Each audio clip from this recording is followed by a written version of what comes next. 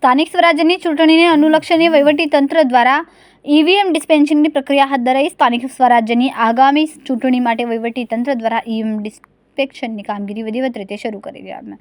ચૂંટણી પ્રક્રિયાને સુલભ બનાવવા માટે દરેક વોર્ડ મુજબ અલગ અલગ ટીમો બનાવીને ઈવીએમ અને વીવીપેટ મશીનોનું વિતરણ કરવામાં આવ્યું. ડિસ્પેચ સેન્ટર પરથી દરેક મતદાન મથક માટે નક્કી કરાયેલા મશીનોની ફાળવટ ભરી તેની ઝીણવટભરી નોંધણી કરવામાં આવી. સમગ્ર વિતરણ પ્રક્રિયા દરમિયાન કોઈપણ અનિચ્છનીય ઘટના ન બને તે માટે ચુસ્ત પોલીસ બંદોબસ્ત કરવામાં આવ્યો.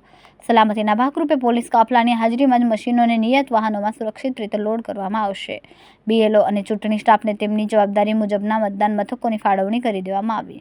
ચૂંટણી સ્ટાફ દ્વારા મશીનોની સાથે જરૂરી સ્ટેશનરી અને અન્ય ચૂંટણી સામગ્રીનો પણ સ્વીકાર કરવામાં આવ્યો.